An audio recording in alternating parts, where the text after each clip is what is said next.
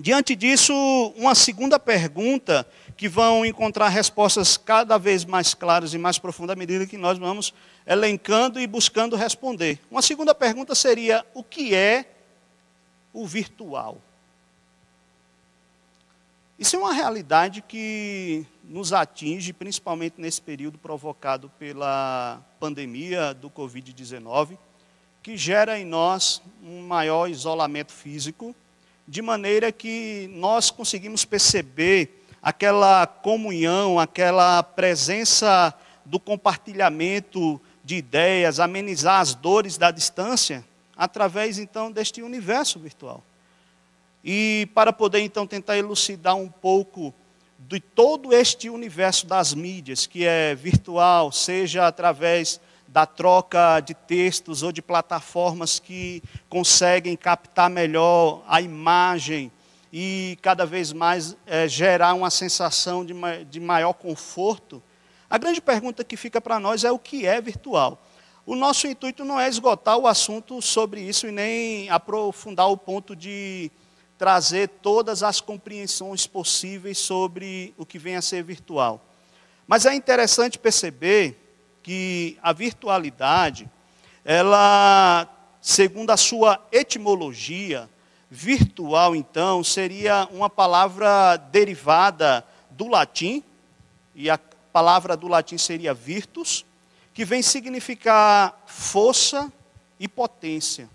Logo, nós temos aqui o conceito que é defendido por alguns filósofos e sociólogos, da ideia de que a virtualidade seria aquilo que teria uma potencialidade para ser, ou de uma representação, né?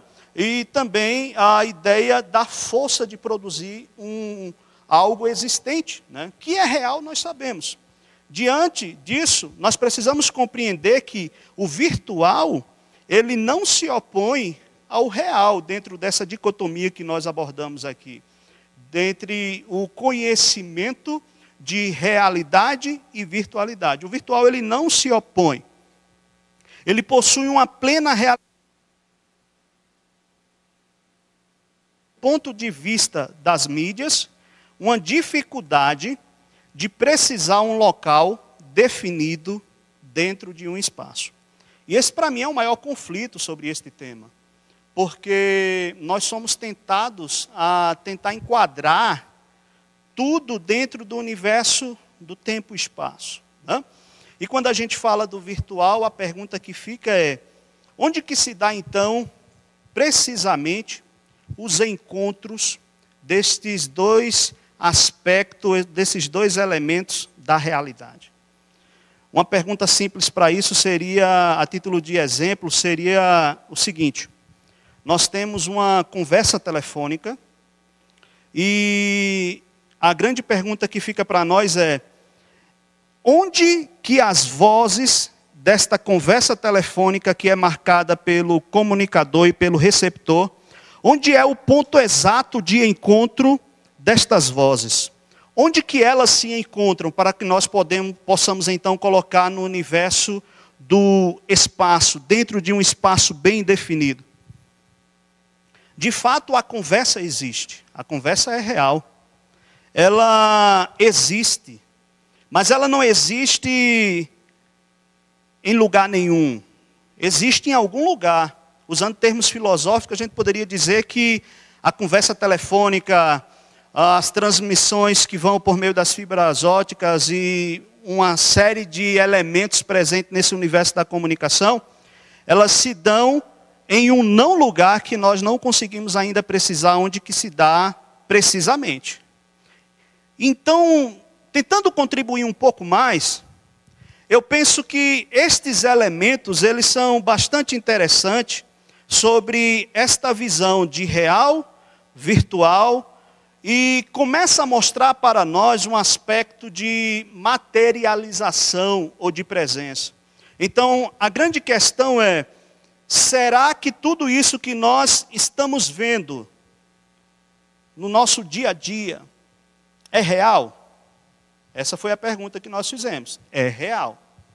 Uma outra pergunta que vai nos auxiliar a compreender um pouco mais é: essa relação social e essa interação entre pessoas, na realidade, ela é uma relação e uma interação plena?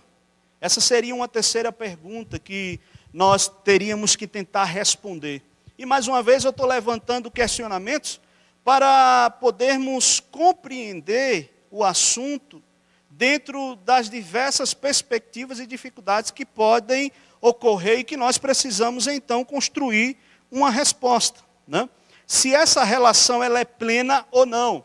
Na minha perspectiva, eu percebo que, frente a todas essas abordagens e reflexões que nós temos feito sobre a era midiática, há de convir que a questão da presença, a questão da materialização é um desafio para nós entendermos ainda neste ponto de junção da realidade, como que ele se dá, esta junção entre virtual e real, entendendo que existe, que são um só, mas como que se dá então essa relação e interação plena?